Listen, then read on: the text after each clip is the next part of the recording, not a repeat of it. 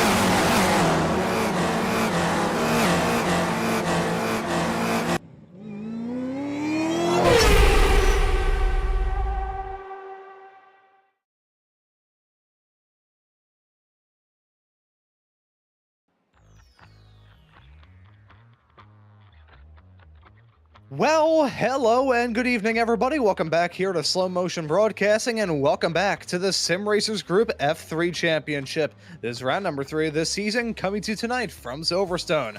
My name is Ron Maunz. Alongside me in the commentary booth is Joshua Wilkie. Mike Braun is our producer for tonight's broadcast.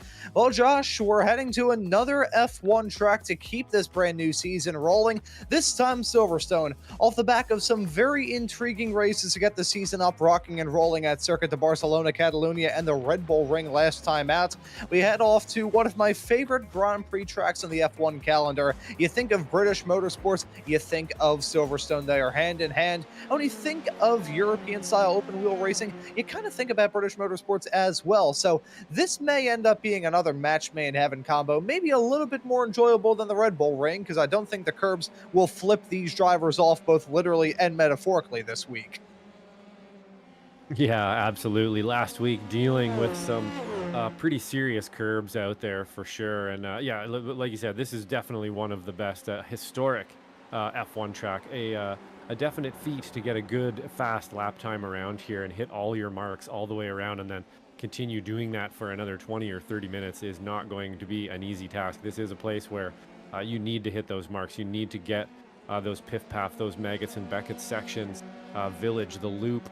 So many corner names around here as well. Love the corner names around this track, and we're going to get to see a lot of them tonight. Corners like this here, I believe this is Cops now that we're going through, and man, you can end up in the wall there as we have seen, and then coming through probably one of the more fun sections on any racetrack, honestly. And you know, learning this track, and I don't know if you can back me up on this one, Ron, but I've actually kind of forget where I am sometimes around this track, especially in the learning phase where I couldn't remember if I'm on the back straight or the front straight.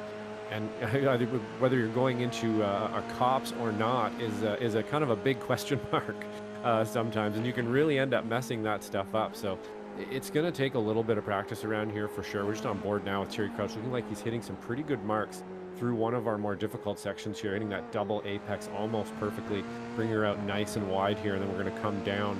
I believe this being, see again, getting a little bit confused as to which back straight it is around Silverstone, and it's just easy to do that stuff around here. This is definitely a place that you want to get your laps in, you want to hit your marks, and you're going to have to really set up those passes and stuff and intimidate people into those moves. So I'm really looking forward to this one. It is going to separate sort of the men from the boys in a way. You know, this is definitely a tough nut to crack here at Silverstone. Also underwent some major alterations just in the past 15 years when they flipped the way this track was, added in that infield section, getting rid of the old way that Abbey went, adding in the farm and village sections, the little loop infield that they have now around this place. Also switching where the start-finish straightaway was. We saw Derek Crouch right before the entrance into turn number 9 of Cops. That used to be the first turn here of the lap was ever since this track was first opened back in the late 40s. Then they moved it onto what is now the Hamilton straightaway that Terry Crouch is heading his way onto right now, about to complete another lap time here. That's going to be enough for third for the driver of the number 59 car. Jason Green is your current provisional pole sitter, and now we know that he's a quick driver, was a main challenger to Stephen Case in last year's championship charge, but he has been quick so far this season, already a feature race winner at the Circuit de Barcelona, Catalunya in round number 1. Michaela Michaelwitz has been dominant with the pole position so far this season, but Stephen Case gonna rattle their cage. He jumps up to the pole in the dying breaths of this session. The 4-time reigning champion, the only champion here in the history of the Sim Racers group. He has been caught up in a tornado so far here in this campaign, finally looking to right the ship and get some better luck rolling here in the next few weeks. He's gonna line up from the pole position. Jason Green going to join him on the front row. Kayla Michaelwitz will start this race in third. Next to him will be Terry Crouch. Skylar Vickroy will start this race in P5. Chris Eggert will join him on row number 3, with row 4 comprising of Max Lotto and Enrique Vela. Note of Vela, he will actually start this race from pit lane. Isaac Gardner set to start in 9th, with James McDonald, one of our own colleagues here at SMB, running out your top 10. Yeah, and then we'll have Keenan Miller in 11th place. Joshua Corwin will be in the 12th position. In 13th, we have Chris Wang. In 14th, Varun Bali. 15th, Alex Velasco. 16th will be Adrian Lopez. Jason Cotcher, the captain, will be in 17th place. In 18th, we have Nathan Perkins. Jose Navas Molina in 19th. Michelle Lynn in 20th. Adam Duval, 21st. 22nd will be Thomas Brashear. Diego Posada will be 23rd. And Crooker and Dillon will be in 24th place. And rounding out the field, Josh Leslie in 25th. Yeah, so 25 drivers set to take the green flag here in a couple of moments. Time just waiting for some of the stragglers to come onto the field. Of course, did mention Enrique Vela going to start the sprint race from pit lane, so it's going to allow at least a small little gap between some of the drivers right towards the tail end of your top 10. But that run down into Abbey of turn number one, the quick succession to start off this race of 1-2 into the heavy braking zone, turn number three, definitely going to pack a punch as we get things rocking and rolling here for the third round of this season. It was dominant so far from Kayla Michowicz, grabbing 2 poles in back-to-back races, but Stephen Case changing the status quo after Michowicz swept the board last time out at the Red Bull Ring. But here we go, about to get a race start here as the driver's still waiting for start procedures to get pushed by iRacing. And here we go, the lights illuminating, drivers set to get rocking and rolling here for round number 3 at Silverstone. 5 lights are on, 5 lights are on. The drivers are on their way. Good start there from Stephen Case. Jason Green trying to hold on to second. Got Kayla Michowicz on the outside as he adds his way off through turn number 1. Smooth start for most of our front runners. Some drivers running off the track a little bit farther behind. Michowicz trying to get it done on Jason Green as he heads his way through turn number 3. That'd be a good move to sweep around the outside now to the inside line, all through turn number 4 of the loop. Stephen Case looking to run away with things as Michowicz punches his way up into second. Looking like a fairly clean start here so far. Don't want to jinx it. Of course, lots of lap left to find a little bit of trouble here, but we are going to have a little bit on the inside there. And I'm not sure if that one's going to actually work out for him. They're still going to be side by side through that section. They're going to probably try to figure it out here. Kayla Michowicz definitely under pressure from Jason Green, but Stephen Case, maybe most importantly, is already starting to take off there. About an 8/10 lead up front so far there, but we are nose to tail through most of this course here so far. Yeah, this is definitely going to be one of those tracks where you have to really pick your moments and pick your time, especially early in this race, Ron. You want to make sure that you don't really, slow down too much. And by that, I mean, you don't want to get side by side in the wrong places. You don't want to stick a nose maybe where it shouldn't be too early in the race and end up shuffling backwards. Everybody's so close to each other right now. When you lose one position, you tend to lose a bunch of positions, unfortunately. So you want to make sure these moves are good in the beginning and that you can get with that fast pack and stick with it. It's going to matter around here today. Yeah, it feels almost like a Formula V race in the sense when you try and get a move done, you've got to get it done quickly, otherwise the gaps will balloon out. You saw that battling between Kayla Michowicz and Jason Green on this first lap. That's allowed Stephen Case to drive away to the tune of about 1.5 seconds as we complete the first lap. It hasn't been a fully smooth start as Alex Velasco ran into trouble as he headed his way off through the Brooklands, Luffield, and Woodcut sections of turn number 6, 7, and 8. Max Lotto trying to get a move done there down the inside of Skylar Vickroy.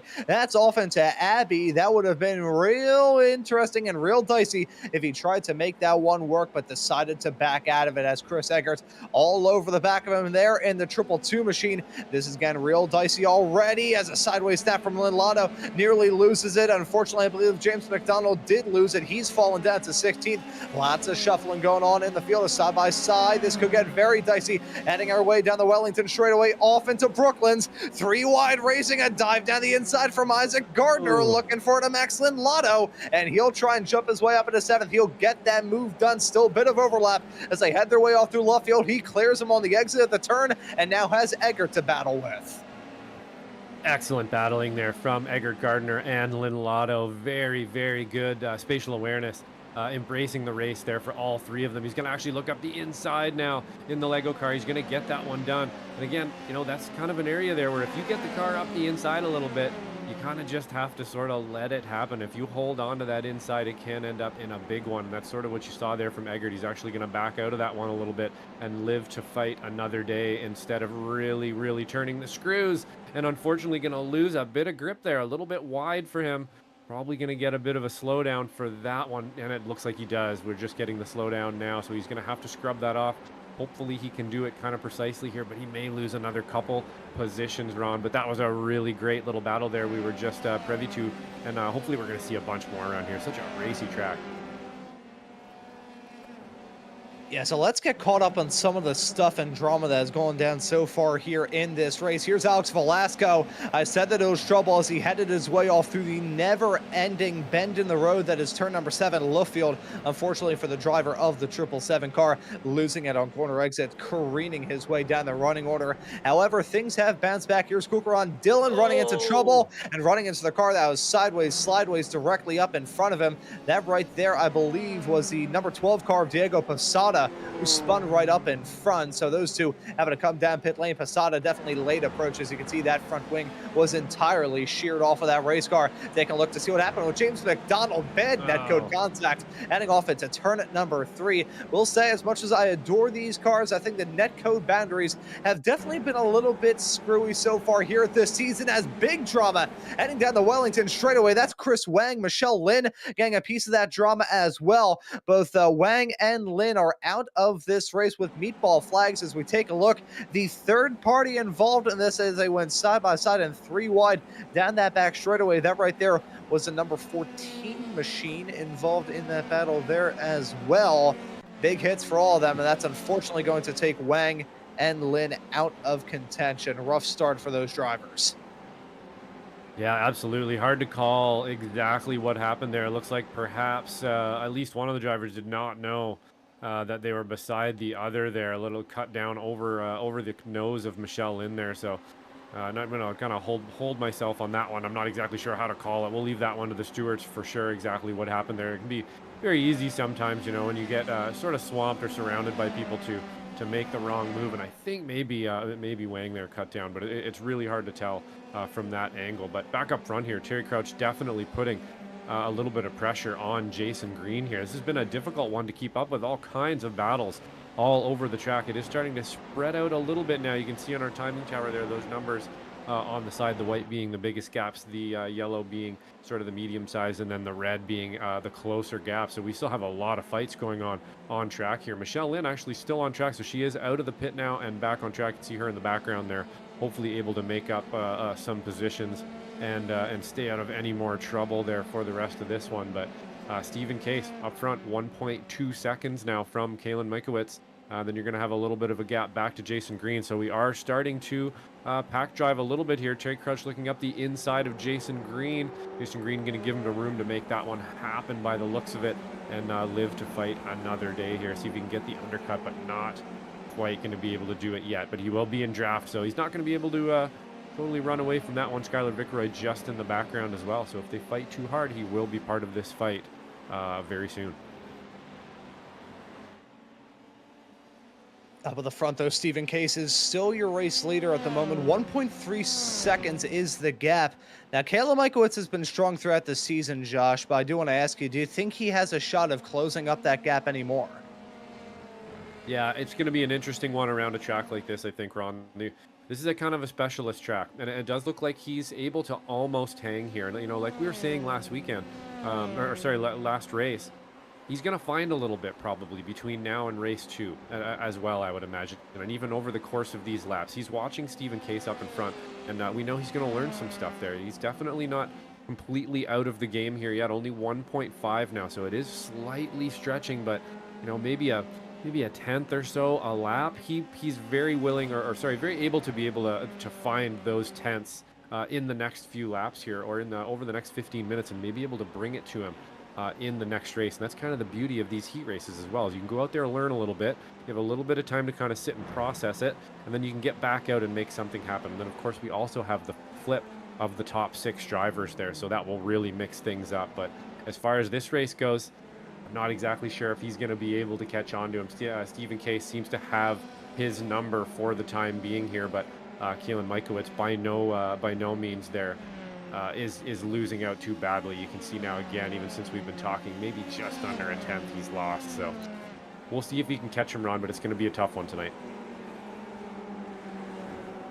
Yes, it's still a long time left to go here in the night. Of course, we're just past the halfway mark here in this first heat race of the evening. And then we have got the feature later on here tonight. 10 more minutes, 25 minutes, the length on the docket for that one.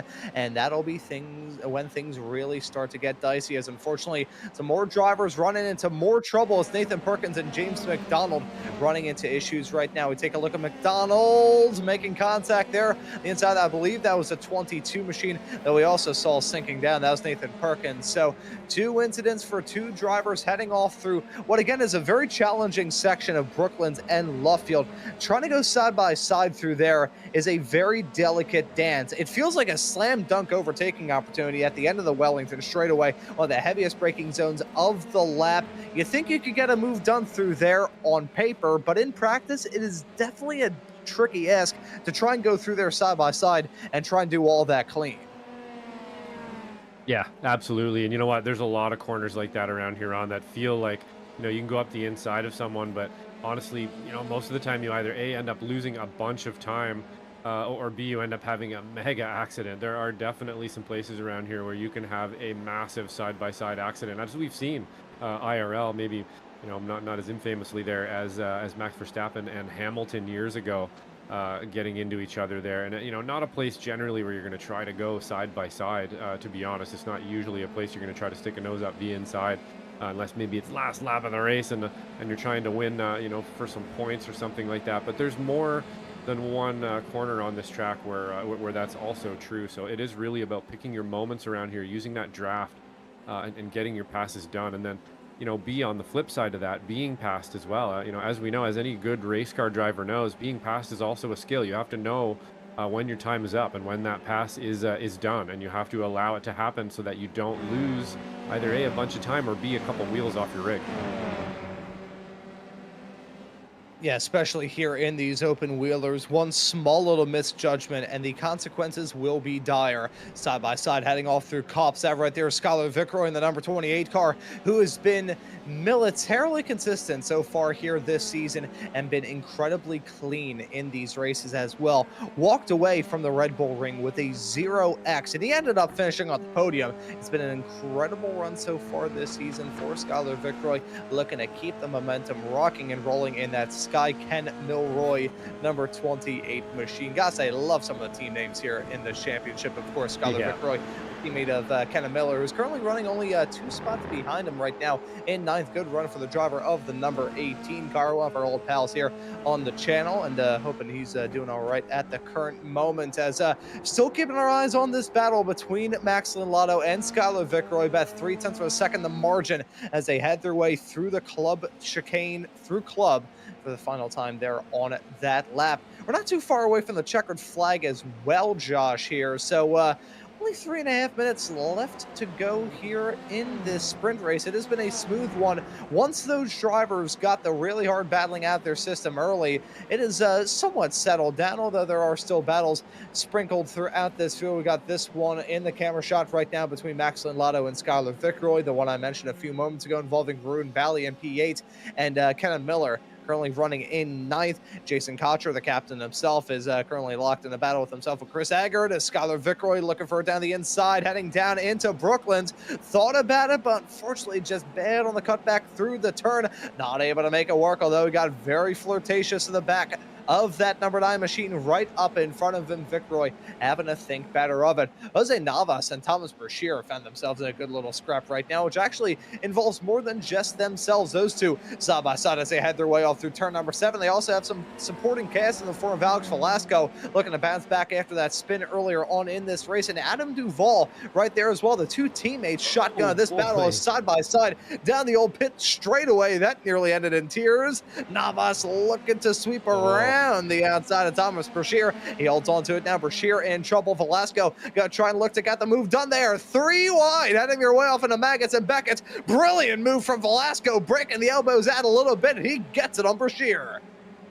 Yeah, excellent opportunistic move there. And I was thinking, Ron, while you were calling that one, watching Velasco in the background, that he must just be salivating right now.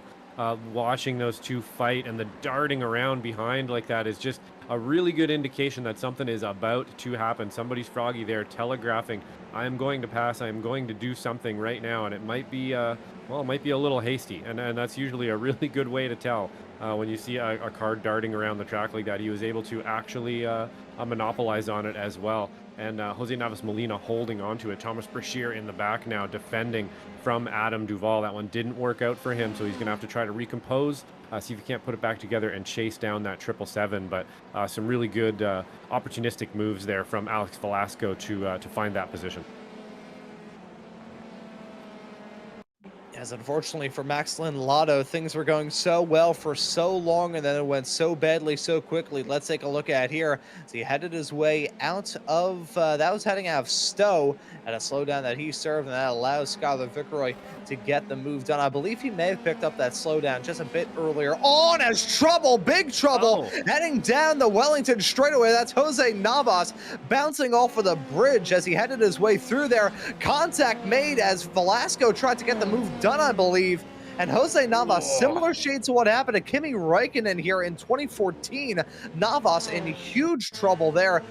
Bad bit of contact, and there you can see sledgehammer shot there into the Armco. Yeah, really, really hard to call that one again, Ron, but an absolutely massive crash. Not exactly sure.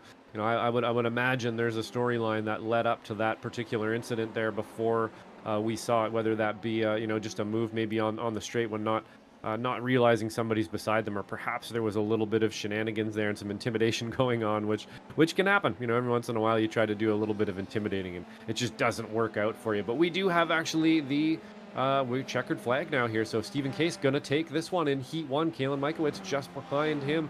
Terry Crouch a little bit of a gap to him, but actually, you know, Kalen Mikowitz able to keep that gap nice and slim there as well. So we'll see what we can do in Heat 2 here up front. Max Lotto, or sorry, Skylar Viceroy is going to take P6. So obviously that's going to be our flip of the grid there. Max Lotto 7th, Varun Bali 8th, 9th will be Kenan Miller, and 10th Adrian Lopez, as they're all still coming across the line here, Ron. But wow, that was a bit of a, that was a pretty froggy race there. There was lots of passes going on. Some people kind of falling back. James McDonald having a rough one out there off the road a couple times, getting caught up in a couple things, unfortunately. So I'm pretty excited to see how this second heat's going to go, Ron. Yeah, looking forward to the 25-minute long feature race coming up here on Slow Motion Broadcasting. I want to thank you all for tuning into the action here on the channel. Do want to give a shout out to our third place finisher at the end of that sprint race, Terry Crouch, who, talking about Stephen Case getting caught up in a tornado of falling anvils so far this season. That was kind of what Terry Crouch was having to deal with last week at the Red Bull Ring. So nice to see him bounce back in good form, holding on to third. We'll see what he can do in this main event coming up here soon. Diego Posada, who's one of the drivers involved in an incident during that race, heading his way onto the hangar straightaway right about now, going to finish this race. Tail end of the field in 22nd. We'll say one thing that we learned late is Kalen Mikowitz able to close up that gap between he and Stephen Case to the tune of about a second. So those two find themselves in a chase down situation a little bit later on here tonight. Keep an eye on Mikowitz. He may try and keep that race win streak going and try and bag yet another victory. As I said this a bit earlier on this season, I'll say it once more. It almost feels like Stephen Case versus the world here in season three. Yeah, golly, I nearly said season 2. Season 3 here of 2026 here in the Sim Racers Group F3 Championship. Although Stephen Case grabbed the pole, although he may have grabbed the race win here in this sprint, still looking for a good run, your 4-time past champion, trying to get a 5th. But here are your race results at the end of the first race. It's Stephen Case grabbing the win. Kayla Mikowitz ends up in P2. Terry Crouch rounds at your podium there in 3rd. Jason Green, who dropped down a little bit, it's going to help him out in this feature race as he's going to start from the 2nd row, ends up that race in 4th. Isaac Gardner and Skylar Viceroy will be your front row come time for that feature race, finishing 5th and 6th respectively. Max Lotto, that slowdown going to hurt him dearly. He's going to be 7th in the first race, 7th on the starting grid as Varun Bali, Kenan Miller, and Adrian Lopez ran at your top 10. Yeah, and then you'll find Joshua Corwin in 11th place. In 12th, you find Chris Eggert, Jason Cotcher in 13th, Enrique Vela in 14th, Alex Velasco 15th, Adam Duvall will be in 16th. Thomas Brashear in 16th. James McDonald finding some anvils out there. Perhaps the SMB commentator curse there. I know it hit me last season in SRF, so hopefully it didn't slide over to you there. And I have a bit of a freer one here for AMS this season. Nathan Perkins, I believe, actually getting into some trouble there with James McDonald's going to finish in 19th. Josh Leslie in 20th. Culker and Dillon in 21st. Diego Posada 22nd. Jose Navas Molina will be in 23rd. Michelle Lin in 24th. And Chris Wang in 25th. So those last three drivers are also finding some anvils out there today in Heat 1. And during this warm-up session that these drivers are now in, do want to thank Cooker on Dillon actually for sponsoring tonight's broadcast of the Sim Racers Group F3 Championship through his company, Dillon Motorsports Tire and Auto. As a top-rated and award-winning service center, Dillon Motorsports knows that auto service isn't just about the present, it's about the future. From star certifications to simple maintenance, you'll be covered with some of the friendliest service in the Bay Area with a focus on customer satisfaction. Dillon Motorsports Tire and Auto, serving San Jose, Santa Clara, Willow Glen, and beyond. We want to thank Cooker on Dillon for sponsoring this broadcast here of the Sim Racers Group F3 Championship. We have had a fun ride so far, and I think we'll use this potentially as a good opportunity to take a quick little gander, if we can, at our championship points here. We're already, to think about, we're already a sixth of the way through this campaign, definitely breaking the fractions up into fractions to sound smart as a broadcaster. Trust me, I have the mental aptitude of a senile earthworm. But Kayla Michaelwitz, through his dominance last time out at the Red Bull Ring, is your current championship points leader. 154 points is his tally. Jason Green is in second. Skylar Vickroy actually tied with him at 127 points. Stephen Case in fourth from Team Casada, with Alex Velasco completing your top five. You can see the rest of the drivers lined up there in your drivers' points. Do we have team standings that we could potentially take a look at here? We'll load up the team standings for you, shall we? Nice. Let you know how everything is looking over there. Monster Energy holding on to the lead right there. Reminds me of the first time I was ever given a Monster Energy. I was 9 years old at an indoor go-kart track right outside the city of Philadelphia. My dad thought it was a great idea to give me a Monster, and I broke my own track record by a half a second shortly thereafter. So that's the reason why I haven't touched the stuff since, outside of broadcasting, where sometimes you definitely need a little zip, shall we say. Sky Ken Milroy ends up in P2. That's been a very consistent run of form for those two drivers, Skylar Vickroy and Kenan Miller, only 3 points back at Monster Energy. Doldime Racing, Michelle Lynn, and Jason Green, the Weekend Warrior stars there in third. Captain the Crampas star in this race, so they're going to be fourth in the team's points, pardon me. Adu Velasco, I don't know why I decided to say that in a French accent. They're in fifth. Team Casada is in sixth. The Magnets are in seventh. The Art Merchants in eighth with CT Eggshear. That sounds wrong. In ninth with Team SJ Local in 10th. MM Motorsports there in P11 with Absent Graduates running out your 12 teams so far here in your team's points standings. But Josh, got about 30 seconds until we head off into this feature race, maybe 10 minutes long. The action is always just as spicy in those longer races as it is in the short ones.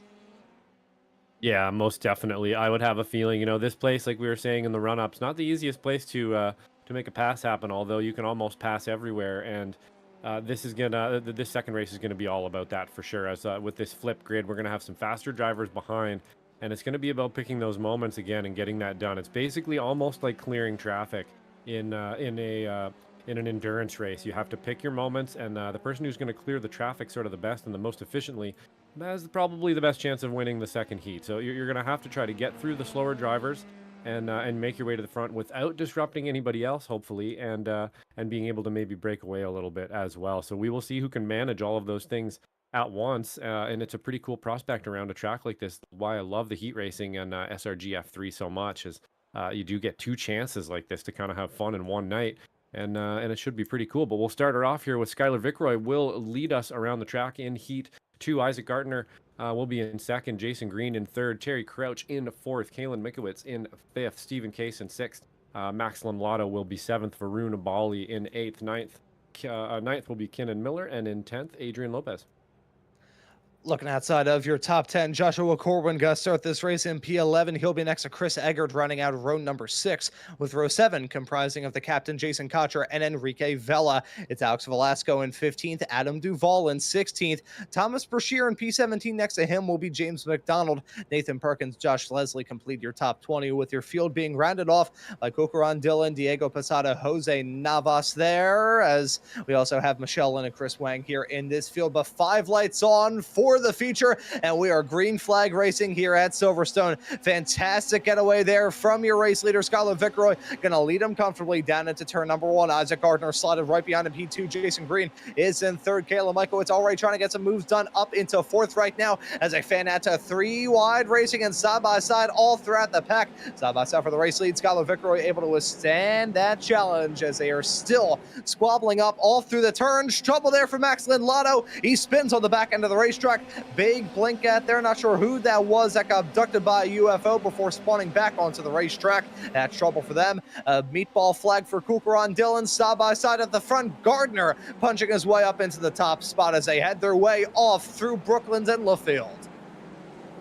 Yeah, a little bit of a spin there, unfortunately, for Lindlato. And you see exactly how it happened, but I'm sure we'll get a replay eventually on that one. But Isaac Gardner's going to lead us around in the Lego car. Skylar Vickroy just behind him, and they're definitely applying the pressure there. You can see Stephen Case right from the beginning getting it 3 wide in the background, and he's still having a pretty good look side by side here with, I believe that's Terry Crouch, Kalen Mikowitz applying the pressure to Skylar Vickroy. He knows he needs to get out there and make some waves here right away and get out front as fast as he can and get as many cars as he can between him and Stephen Case, and he's got to do it as fast as possible, and I'm sure he knows that out there. Stephen Case adversely is going to need to make up those positions and try to get around Kalen and make a gap, and we're going to start to try to look a little froggy here up in front, and that is Isaac Gardner and Skylar Vickroy going side by side. Kalen Mikowitz looking on behind them. That's going to be a little bit slower through there than you would want to be, so that is going to bring some other cars into play here on. Stephen Case having a good look now.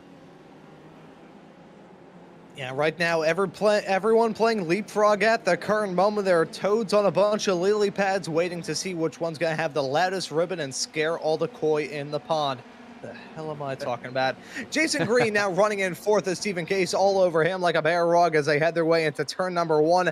This is the clash of titans here as Stephen Case looking for it down the inside, trying to apply some pressure here to JG2. They're side by side out through Village into the loop right now. You also have side by side battling right behind. That's Terry Crouch and Varun Bali as they give me a case of that double vision side by side through Aintree onto the Wellington straightaway. Jason Green having a good run there, trying to pick up any sort of draft that he can, but not able to draw alongside, heading down into the braking zone. Jason Green gonna have to rethink that as he looks for 4th. Alex Velasco and Kenna Miller in the meantime, they're starting a battle right now for the final 2 spots inside of the top 10. We've got battles, scrapes, and fights all throughout this entire pack. It's absolutely awesome, the racing that we've had so far here this season, and certainly so far here tonight. Isaac Gardner still your race leader as we've had trouble throughout this race.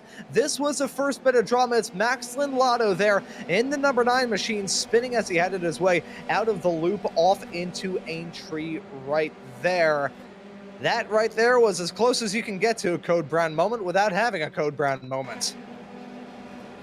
Call that Code Beige.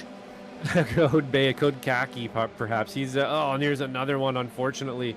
On the opening lap, I believe. They're really easy to do on this opening lap, to kind of trip over each other a little bit in that pack, and that is not the way you want that car crabbing across the road. You can see him here trying desperately to get her back to the pit lane and not lose enough time on a toe, and he is eventually going to just give her up there and end up back in the pit lane, missing. That's going to be a big repair on that one. Lindlato also having some troubles here as well, decided to shut her down for the night by the looks of it. But importantly, back up front here, Stephen Case trying to chase down Kalen Mikowitz now. 1.02 seconds. Jason Green has been dispatched, and he is on the way now, looking up front. Kalen Mikowitz is going to need here to get by Skylar Vickroy as quickly as he possibly can here. He is going to have Stephen Case on his tail. He does have Stephen Case on his tail, but it's going to be a lot closer very soon. what you really want to do is just get a car in between you and Stephen Case if you can. It gives you a little bit of breathing room, lets you breathe a bit, and this is exactly what he's going to try to do here. And it looks like he's going to be able to get that one done fairly handily. And now Skylar Vickroy is Stephen Case's problem. And all you're going to hope now is that he's just going to turn the screws on him and hold him back as much as he can. Looking off the nose now of Mikowitz's car, and there's the gap between him and Isaac Gardner, 1.2 seconds, almost 1.3, just behind Skylar Vickroy, and then you have Stephen Case and then Jason Green. So we'll see who has the pace here today. But Isaac Gardner so far doing very well to hold things out front. Yeah, I will say in that side-by-side battling between Kayla Michaelwitz and Skylar Vickroy heading down at the end of the Wellington straightaway off into Brooklands, it looked at least to me that iRacing may have registered a bit of contact between those two cars. Vickroy had a little, like just a shiver, it looked like, as he headed his way through that section. It was very peculiar, but either way you slice it, they're still running clean and green out there on the racetrack. Michaelwitz looking to try and reel in Isaac Gardner to take a race win, as we've got fights all throughout the field. As we'll take a look at the replay to show you what happened. You can see Michaelwitz goes for it down the inside. And yeah, you Ooh, can see that oh small yeah, ball. should I? It was just a it was right Just as a those two tiny cars were very little. close. I think iRacing may have registered just the lightest of touches. Yeah, you can see it. Oh yeah. Looks like it kind of dragged down the back left tire there.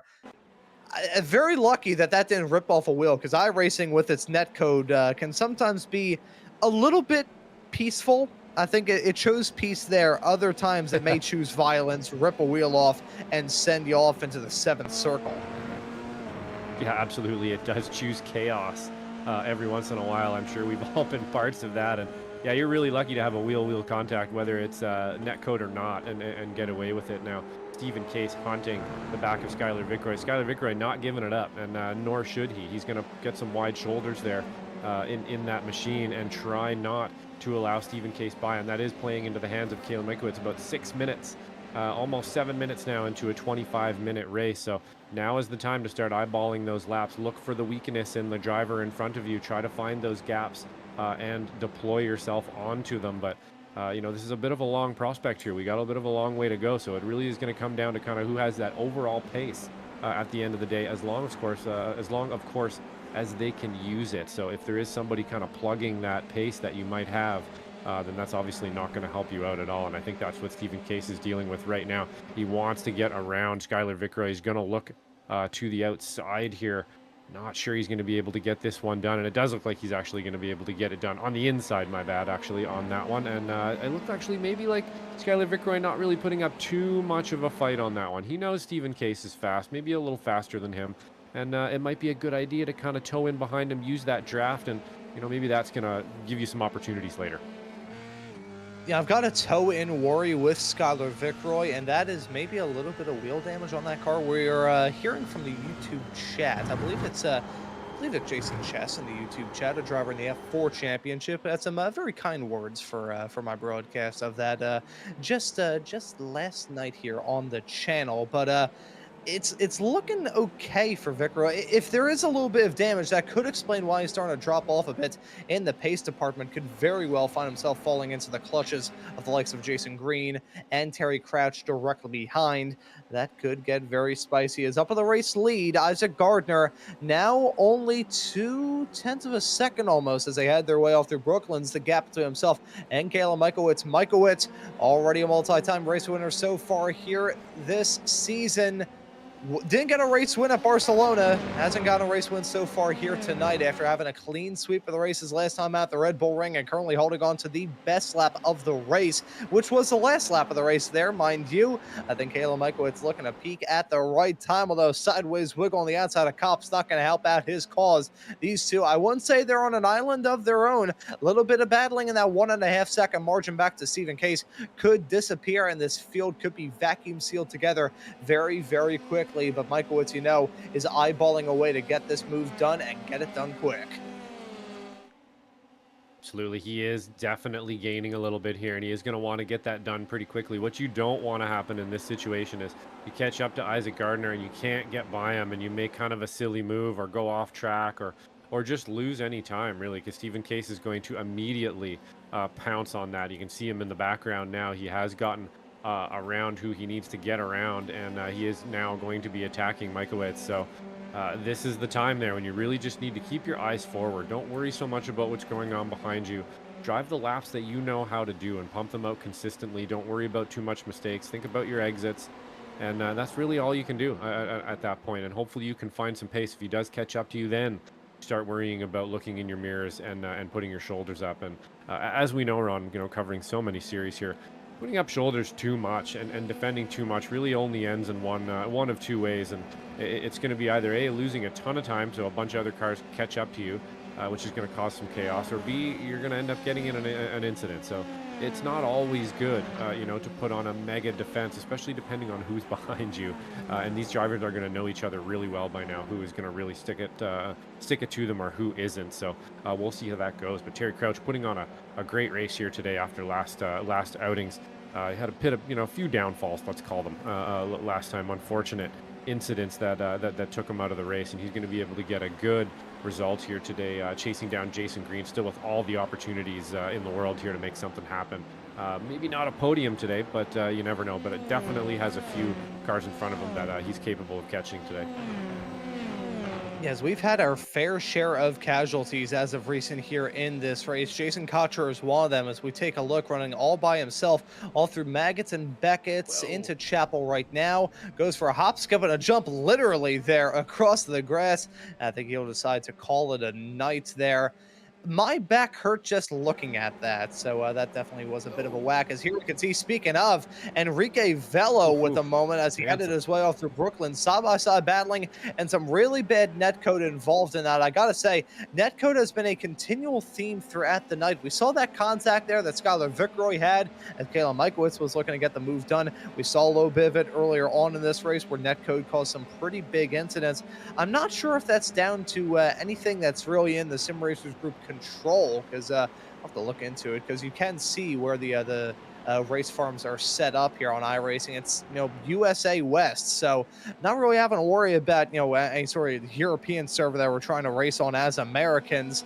This just been befuddling. I gotta wonder whether it's the fact that these cars, as much as I love them, they are coming up to being a decade old. They were last used in 2018. This version on iRacing was originally made back in 2012. So these are some very old cars. They've been around the sim for quite some time. I wonder if it's getting to the point that with the age of these cars on the service, that trying to make predictable netcode is about as hard as trying to pick up antimatter with chopsticks. Yeah, absolutely. It's something we all deal with, right, Ron? And in the sim racing world, and sort of the invisible netcode out there, or maybe even some other problems that can happen. And we like to kind of try to chalk them up as to something in IRL that could go wrong too. You could have a bolt snap on you. You could have a nut that's not too tight. Heck, I've even seen stuff in drivers' cockpits and stuff before where they had to pull over, or the dreaded belt that's too tight in the wrong place, let's call it, and you end up having to stop. So there's all kinds of stuff that can happen out there, and unfortunately, you're going to see some of that in sim as well. But looking at our gains here, Chris Wang up 11 positions. Josh Leslie was up 10, now up 11 as I'm talking here. So we have some movers out there as well. Thomas Bashir up 5, Diego Posada up 6. Pretty cool to see people making passes out there for sure on track, and there is lots of passing opportunities around here. Kinnan Miller now on your screen, up 1 position from his starting position to 8, so even he's moving up as well, even if it is only 1 there. And the nice Jaguar, the old Jaguar livery there, looking pretty awesome on that machine for sure. He is now chasing down Adrian Lopez in front of him, totally able and under his wing there a little bit. I think he's still going to be in draft, so he will be able to get a pretty good run down one of these straightaways and see if he can't make a move on him at some point here. But just looking at the front of the nose of his car now through one of the more technical sections here. Got to get that exit just right and bring her all the way out to the edge of the track, and then you're pretty much flat here all the way down to the next corner. And he's going to have a fairly good draft on him here, but probably not quite enough to make a move yet. And he is just going to pull over to the other side, see if maybe he can't get an undercut. Nice late apex there from Miller into that one, hitting all his marks here. A couple ways you can take this one. You notice Miller actually going nice and wide there first, and then really getting on the power and bringing it in. You can kind of double apex that section as well. They both work out, but it doesn't look like he lost too much time. This is a really good chase here down through this section as well. See who gets this one right. Miller, nice apex on that one as well. Did look like maybe Lopez got a little bit more exit speed there, but some pretty cool shots from our producer there off the nose of Miller. Some really fun track to drive. You know, this is one that in machinery like this with downforce, just a mega racetrack. You know, an interesting little point that you bring up there on several occasions, talking about turn number 7, Luffield around this racetrack, being a sort of one where you can tackle it in many different ways, treat it as one single bend, try and multi-apex. You could do a lot around there as Kenna Miller sweeping his way around the outside, trying to take this spot from Adrian Lopez. They're still side by side on the exit of Stowe. Now going to hold on to the inside approach as he heads his way down into the club chicane. Maybe able to get a move done, but no, overshoots the mark. Big time contact made, spun on corner exit, and unfortunately going to take out Adrian Lopez in the process. Lopez a little bit clumsy there on the rejoin. Both of those cars with damage. Miller with a missing front nose cone. They're going to bring it down into the gravel trap and call it a night. Unfortunately, just overcooked it down to that downhill braking zone. Very easy mistake to make, but a costly one regardless. I was just going to say, talking about Luffield, its original incarnation when they redesigned this track to break away from the old, very fast design that had been in place since the 1950s with a couple chicanes shoehorned in. The first version of that was actually 2 turns blended into one, so it was just 2 90-degree bends as they headed their way all through that part of the racetrack, and eventually, as time went along, they decided to smooth the corner out. But some little Silverstone history, if you haven't heard about the history of this track, Reese Gardner, who is an iRacing broadcaster in his own right that I've worked with a couple of times in the past, Southpaw Racer, as he's known on YouTube, has a fantastic video going over the history of Silverstone at its many layouts ever since the track first opened back in 1948, and even some of the history about why some of the turns are named after it. Chapel Beckett's named after an old English church, old English Catholic church at that, so that dates it back way back to the early, I think that would probably be the 14th century, but I digress before I get too much into the history of auto racing. Trust me, that's a rabbit hole that can go down for many, many moons. We've still got some battling out there on the racetrack in the final 10 minutes of this race. 3-car scrap we've got on camera right now. Terry Crouch, rear gunner shotgun of this pack. Jason Green is the meat in the sandwich, and the potentially wounded number 28 car of Skylar Vicroy is right up in front. Now, I'm not sure how Jason Green and Terry Crouch are going to look at this. Are they aware that he has damage? Are they looking at Skylar Vicroy as like in the same way that a lion would look at a sort of sandwich box with a lid half off and a nice juicy raw steak on the inside, or whether or not they see him as an adversary? We'll just have to find out. I know one thing for sure, he is definitely feeling the pressure.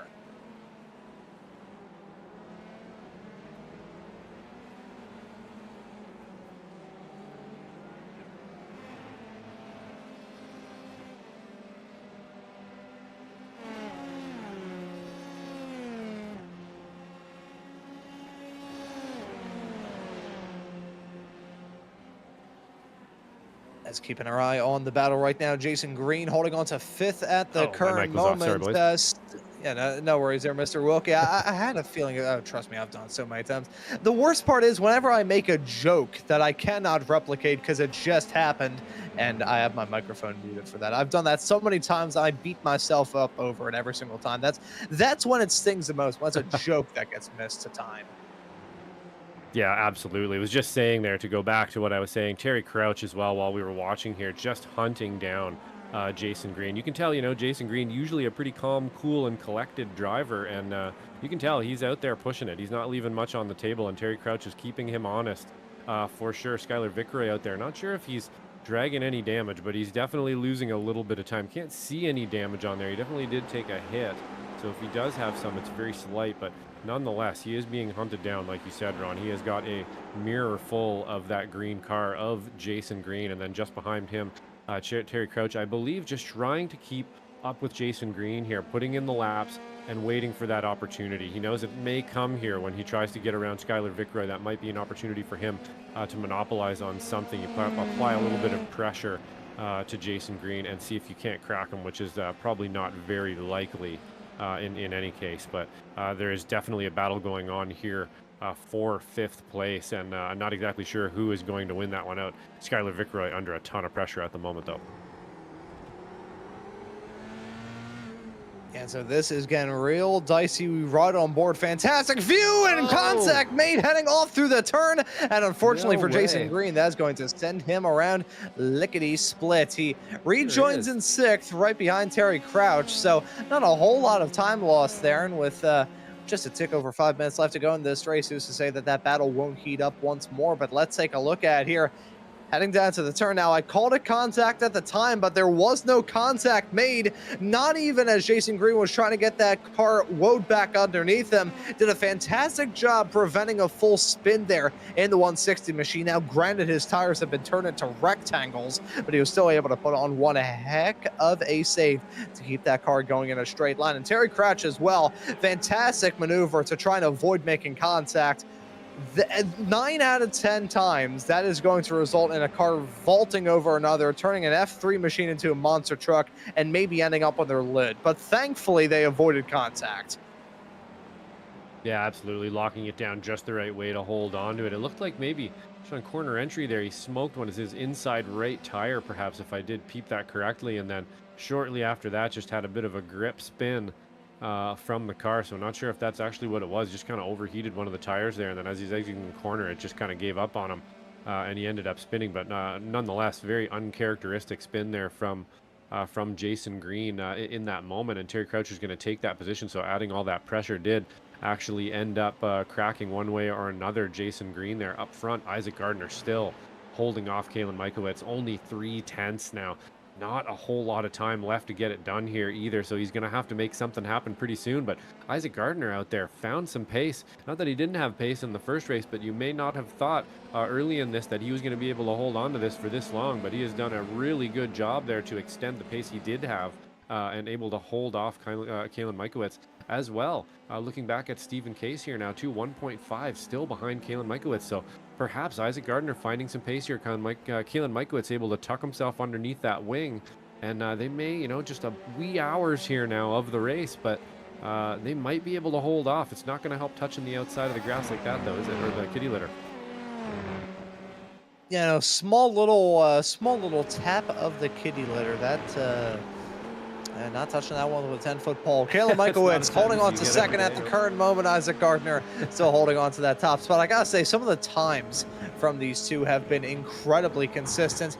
You look at their best laps of the race. Take Isaac Gardner as a good example. His current best lap of the race, a 152.6. His last lap of the race was a 152.7. You can see how evenly matched those drivers are in terms of their best laps of the race.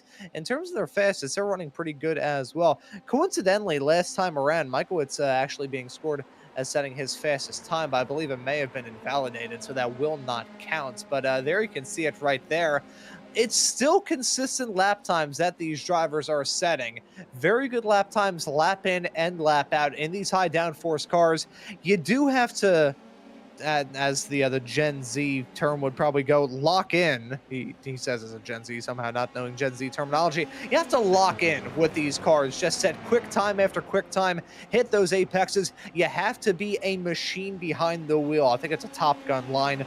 Don't think, just do. That's what you've got to do here in these open wheelers, these high downforce open wheelers. You've got to stay with it. You cannot let your mind lapse. One small little wander of the brain and you're going to miss an apex, and the next thing you know, you're going to be in trouble. So once these drivers fully lock in and just set those consistent lap times, lap after lap after lap after lap, that's when you find yourself getting some real good battles like we have got right now. Up at the front, it's only 0.2 of a second as they head their way all through turn number 6 and 7.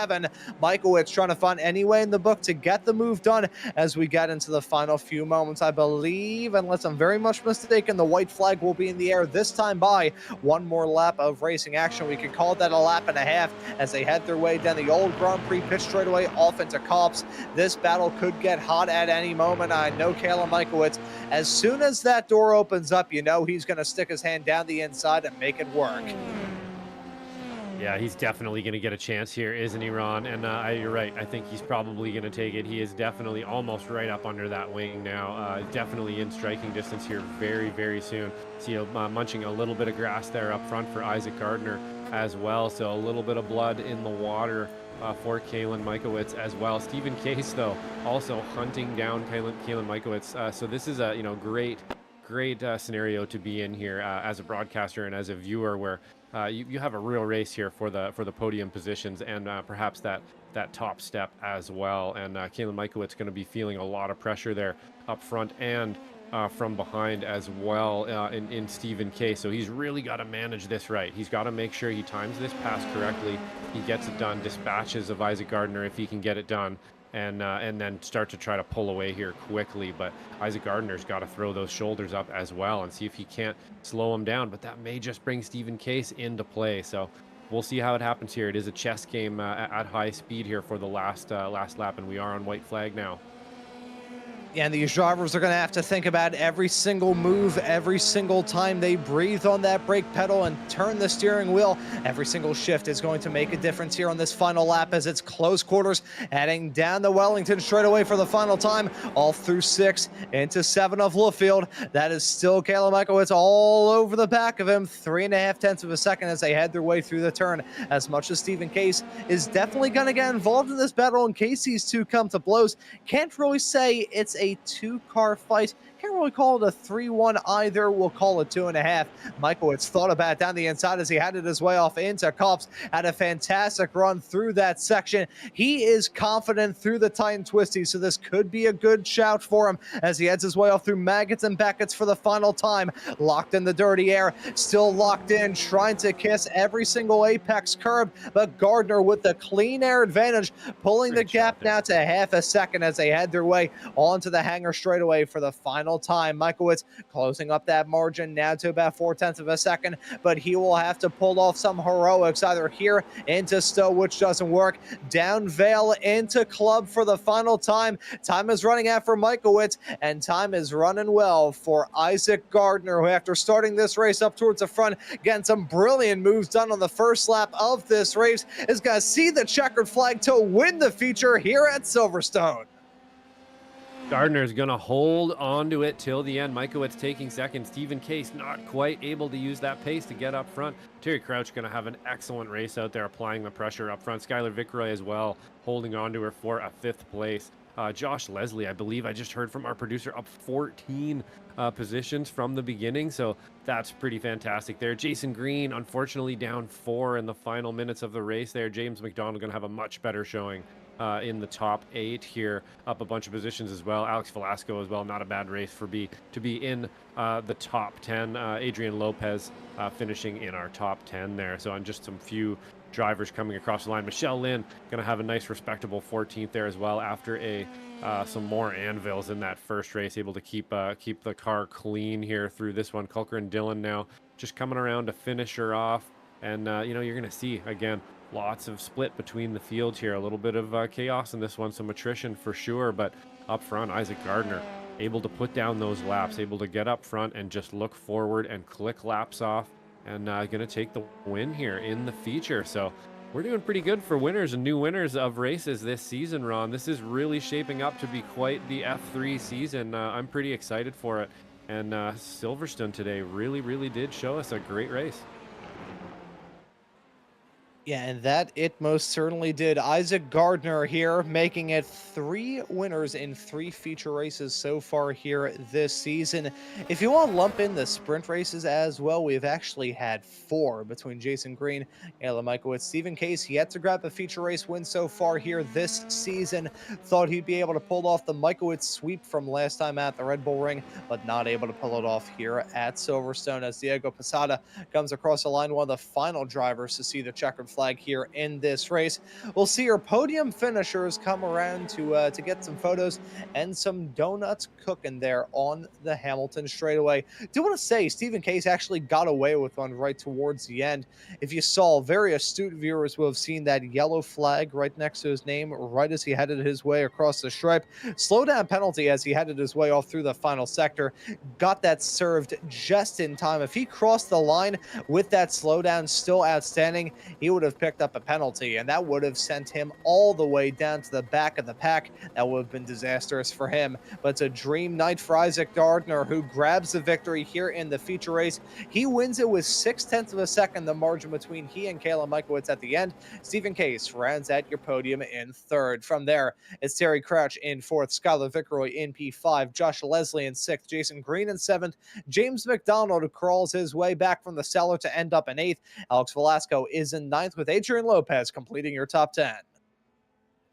And then in 11th, we'll find Thomas Brashear. Nice finish for that one as well. A little bit of attrition in that first race. Adam Duvall in second. Chris Wang will find himself in 13th, and Michelle Lynn just behind him in 14th. So they're still beside each other there, but they were able to keep her more clean, get some better positions in this race. Great to see. Culker and Dillon will be in 15th. Enrique Vela in 16th. Diego Posada in 17th. Joshua Corwin will come home a lap down in 18th. Jose Navas Molina also a lap down in 19th. Kenan Miller, we saw unfortunately falling. Some great moves there. Unfortunately, slipping off the track there, having a bit of an incident with a couple drivers, but he'll be back for another one, I'm sure, finding some pace out there today. Jason Cotcher, the captain, unfortunately also pulling over on the side of the road. Varun Bali will finish in 22nd. 23rd is Nathan Perkins. 23rd, Chris Eggert and Max Lotto in 25th. So a bunch of attrition you can see on your screen there. Laps down for Silverstone. Not an easy one out here. For sure. So, it's definitely something to put under your belt if you had a good result today out there. Yeah, and that it certainly is. Still waiting for some drivers to join the interview waiting area so we can have a chat with them. We'll say, talking about Isaac Gardner winning this race, privateer status for that driver of the number 5 machine. We talked about already the fantastic drive that he was able to put on throughout that race. Had a good run going for him and worked out very, very, very, very well. So we'll get to have a chat with him here in a couple of moments. Time I'll drag him in to have a little chat, shall we, with our race winner, Isaac Gardner, now joining us here in the broadcast booth. Isaac, welcome in. Congratulations on the victory here. That definitely looked like a stressful feature race from our perspective here in the broadcast booth. Nice to taste the champagne once again after returning to the championship just last time out the Red Bull Ring. Yeah, it was pretty stressful those last couple laps. Kalen was getting really close, and I was definitely shaking a little bit on that last lap when he came within about 2 or 3 tenths, and then I think he made a mistake or something because I had a 4 or 5 tenth gap going down the long straight, and I knew I had it. Yeah, so it worked out well for you at the end. I want to ask you about the other nerves as we got towards the end of that race. That gap fluctuating a little bit between yourself and Kayla Michaelwitz towards the very end. And this track isn't really one that gives you too much of a break. You've got some straightaways, but none where you can really, for lack of a better term, like shut your brain off and relax at. You're always battling something around this place. Yeah, the first 20 minutes, I was just trying to, get into a flow and see where I could put lap times down. And Kalen stayed around that 7 or 8 tenth gap. And then the last 5 minutes, the nerves really came in, and I started making little mistakes, and they were just enough to reel him in. And he got within about 3 or 4 tenths, and then I would get a good sector and pull away, and we would just rubber band back and forth. And then on the last lap, he made a little mistake or something, and I ended up gapping enough that he couldn't pass me going into the last couple turns. Yeah, I gotta say, for returning to the championship after a hiatus, it has been a good run back. How's it been to be back here in the Sim Racers Group Series? Yeah, it's pretty nice. Austria went all right, and I could say this went pretty well. But yeah, the return's nice, and I'm looking forward to doing more with this series.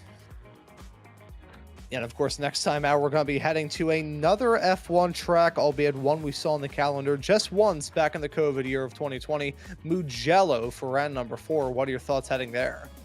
I honestly have no idea. I'm not very strong at that place, but we'll see how pace turns out. Yeah, we'll see how things work out well for you in that race. Isaac, thank you for joining us here in the booth. And before we let you go and celebrate, we'll let you give any thank yous or shout outs. My mom, my dad, Shane. Yeah, that's it. Yeah, Shane was very supportive in the YouTube chat as well. He called you slow. He said that you're gonna wreck. So that was a nice supportive system that you've got in the YouTube I chat. actually during this removed one of them there. broadcast, I thought maybe he was he's Yeah, your buddy. Okay, I'll let him razz you then. Yeah, he was just joking about that. Oh, there we go. But Isaac, thank you for joining us here on the booth, and we hope to see you next time out there at Mugello. Yep, thank you. Isaac Gardner, our race winner here tonight. Josh, I'll pass the mic off to you and ask who you would like to have a chat with. Yeah, let's see here. Let's pull in James McDonald. Have a chat with him. James, not a bad Yes, race out there at sir. Silverstone. That first heat, a little bit of attrition for you there. Saw you off the track a couple times. Didn't look like they were necessarily your fault, but a much better result in the second race. This track's pretty difficult, very, very technical. Got to hit the marks out there, and you really got to line up those passes. How was it for you in the second race? Well, the second race was significantly better than the first race. The first race, I got into 2 different incidents, and it's just rough. It's been a rough week with officials and Silverstone coming off Red Bull Ring. Those are just, I don't know. So, like, the big thing for me right now is this transition between the F4s to the F3s. And I felt like I was capable of doing pretty well in the officials and the F4s. And the F3s are just tremendously punishing. Like, I don't know what is going on, but man, I have a hard time finishing races. And out here tonight, you know, like, it was just kind of a little bit more of the same unfortunate incidents. Every now and then I would go miss an off track or something like that, but it wasn't fatal in any of the spots. I knew better than to miss them in the really important ones. I think in the second race I was really focusing on the start, on the first 5 turns, to be able to be aggressive. I didn't want to get caught up in the trying to protect yourself by being slower type of situation, because that oftentimes leads me into a lot of trouble. So I made up a lot of ground right up at the beginning of the race, and then you know, unfortunately, I think Enrique and I got in an incident on a turn. I think there might have been some net code. I was on the inside, and he came around the outside and caught a wheel. And then after that, I was just hawking down Velasco, and I managed to catch him in the last lap, so I was pretty happy about that. Yeah, we did see Netcode rearing its head a little bit today. Not exactly sure what that was about, but yeah, this car, very different beast than the F4 for sure. A bit of a particular car, or a particular creature that likes to be treated in a very particular way out there for sure. And if you don't treat it just right, it will snap on you. And you'll find yourself sideways, very stiff, and definitely a different car for sure, but a lot of fun when you can get your hands around it. And it looks like you're getting your hands around it these days. We're into Mugello next, one of my favorite tracks. Really do like Mugello quite a bit. Is that one you're going to have to hit the books for, or is that one that maybe we're going to see a good performance at because you've been there a bunch of times? No, it's going to be a study session. If I've raced there, I can't recall it terribly well. I certainly am running into fewer and fewer of those situations, but this one might be one of those. I will say this, for the F3, the car is more powerful. You definitely have to be careful on the throttle, where in the F4 you could just hammer it. But the competition in this league here with SRG is just nuts. It's just chock full of fantastic drivers. Like, any single one of these guys, in the top, I don't know, 10 or 12 could win a top split official. Like, they are that fast. So it's not just a step up in car, it's a massive step up in competition. So tonight, to be able to pull off, I don't know, what did I get, 8th or something like that? Like, I'm pretty happy about a top 10 finish in this particular league. Like, I will take those points. Thank you. Yeah, absolutely. Yeah, actually, we got 9th tonight in the feature race. So yeah, that's great. And I'm 100% right. There's some fast drivers out there, into top 10 out there in your first season, third race in the F3s is no small feat for sure. So able to hold it together there, even through the attrition of the first race. And yeah, Mugello is a fun one for sure. I hope you'll have some fun this week practicing that one. It's a nice flowy track. This car should be pretty fun around there, I think, for sure. But before we let you go there, James, is there anybody you'd like to thank? Oh, thank you guys. Like, you guys have let me, even though I can't race in the F4s, you've let me broadcast with you in the F4s on Tuesday nights. And even though I'm at work for a couple Tuesdays here, I will be back in the saddle pretty soon, and I'm looking forward to it. I have a blast doing the broadcasts, and it's a great league to do it on. And Slow Motion Broadcasting is a fantastic company to work for. So, thank you. Awesome. Yeah, thanks a lot, man, for sure. It's fun to add that layer to it, isn't it? You get to be on track sometimes and then add the layer to jump in the booth. And we love having you up there as well, James. So we're looking forward to having you back in F4 Hang on, Josh, very real soon. quick. Yeah. Real quick. I will say, shoot. James, enjoy the time away from the booth, because otherwise you're going to be stuck in the booth with my maniacal ass for the next few weeks. It's true. It's harder to avoid the embarrassment when I have a really bad race. I sort of feel like a dog with my tail between my legs coming back into the booth, though. Well, we look forward to having you back soon there, and we love seeing you out on track as well, James. So have a good week, and we'll catch you on track and in the booth shortly. Thank you. Have a great night, guys. Right on. And that right there was our very own James McDonald joining us here in the booth. I swear that man has not gone insane being with me for the past 2 weeks of the F4s. So maybe things will change by the time we get to the end of the season. But let's round off the interviews by having a chat with the man who had a pretty wild night, Adrian Lopez, joining us here in the broadcast booth. Adrian, welcome in. It feels almost fitting in that 007 car here in Silverstone. How was your race? Was it shaken or stirred? Oh, a little 50-50 on that one. I for the feature race, I almost had 7th as well, so I was feeling good. I'm like, all right, all the 7s are lining up on Silverstone. This is great. But then I had that little tussle with Kenan, kind of forced him into a bad line to see what he would do, and I was hoping he would just overslow or just overshoot and run off, but he kind of did in between and spun and just nicked me. So I was like, no. But yeah, 10th? Hell, I'll take 10th. Yeah, it's a good result for you here at Silverstone. I want to ask you about this track here. I noted it in the interview with Isaac Gardner a few moments ago. Really no place to breathe around this place with 18 turns packed into a 3 and I think 2/3 of a mile layout. There's really no places to run or hide around this place, and outside of maybe the Wellington Straight and the Hangar straightaway, really just no time to catch your breath around here. So how is it just trying to stay with it throughout the 15-minute race for the sprint and the 25-minute long feature? Yeah, no, my hands hurt. There is no like break point or just like a second for you to just rest, because the way this track is laid out, it invites incidents, and it really invites the close battle, where even your straightaways, where sometimes you can just take a breather for a second, like, no, here you're looking behind you, you're looking in front of you. There's just so many opportunities for people to just sneak up on you just from the sheer layout of this track. So the heat, I didn't qualify that great compared to what I normally would.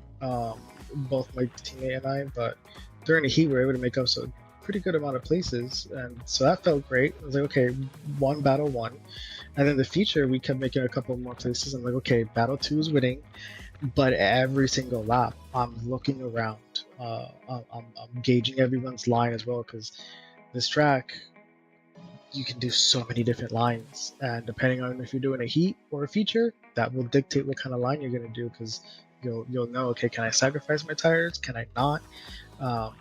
And that'll let you know if, okay, can I actually go for an overshoot on a straight with the person in front of me, or should I try to dive bomb on the one after that? So you're constantly thinking on this track. Yeah, constantly having to be on your toes. And I will say for you drivers, there's going to be another test next time out when we head off to Mugello. That track is basically... it's like a regular racetrack on steroids, both with elevation, constant turns, and a massive long start finish straightaway to get the race up and rolling. What are your thoughts heading there next week? I don't like Mugello. I'm so not looking forward to this one. I like historically I've had pretty mediocre standings in Mugello, but I mean maybe I can turn that around this time. hopefully. I don't know. I got my lucky gloves on now, so let's see what happens. Yeah, hopefully the lucky gloves do help come time for that race in 1 week's time. But Adrian, before we let you go and celebrate this run here, making it clean and green through Silverstone, we'll let you give any thank yous or shout outs. Yeah, thank you to Jason for not crashing into me this time. That is great. Improvement from last weekend. No, just decent fighting, decent car control on the track. So just just happy we could have a for the most part a pretty clean race. That was challenging, keeping you on your toes. So yeah, that's it. Awesome, man. Well, hey, Adrian, thank you for joining us here in the booth, and we hope to see you next time out, lucky gloves or not, at Mugello. Thanks, guys. I'll try to do some drifts for you. We will very much so enjoy that. We'll grade them. We'll play some Tokyo Drift music along with it. Sound good? There we go. Excellent. There you go. Beautiful. Alrighty, Adrian, thank you for joining us. That right there was Adrian Lopez joining us here in the booth. And folks, we've got a lot of action coming up for you here on Slow Motion Broadcasting. The Ray Esports Summer Series going to see the debut, the season debut, that is, of the FF 1600. Going to be running at Rudskogen. Rain could be in the midst. It's Rudskogen. It's up there in Scandinavia. You can't be too surprised. The American Muscle Series going to be returning here to Slow Motion Broadcasting this upcoming Tuesday. That'll be at Sandown Raceway, and later on that night, you'll be able to catch the Sim Racers Group F4 Championship at Lime Rock for the first time this season. SKR Sim Racing going to return here to the Channel at Road Atlanta on Wednesday, July the 8th, and later on that night, you'll be able to see the race that we have asked about, Mugello, for the next round of this championship. XMS Touring Car Cup action going to debut here on the channel at Brands Hatch Thursday, July the 9th, and we hope to see you all there. But Josh, pretty exciting and entertaining night of racing action here at Silverstone. Final thoughts before we wrap things up? Yeah, absolutely. Just great stuff again from the F3 series here at SRG. I'm loving that storyline's been blown wide open and we're getting different winners all the time. So really looking forward to the rest of this one. Thanks to you guys. Thanks to Mike Braun up there in production, and you, Ron. Maunz with me up in the booth here. Was a great race, man, and I'm really looking forward to the next one. It's like being locked in a phone booth with a maniac who holds the keys. But folks, I hope you all enjoyed this broadcast here on Slow Motion Broadcasting. If you have enjoyed the coverage, happy to hit that subscribe button and the notification bell so you never miss out on any of it. But after this broadcast here for round number 3 of the Sim Racers Group Formula 3 Championship here at Silverstone, that will do it. So for myself, Ron Maunz, Joshua Wilkie joining me in the commentary booth, and Mike Braun working on the cameras and the graphics and the virtual production hauler, I say thank you all so very much for tuning into the action here on Slow Motion Broadcasting tonight, and we hope to see you all wherever it is in the not too distant future.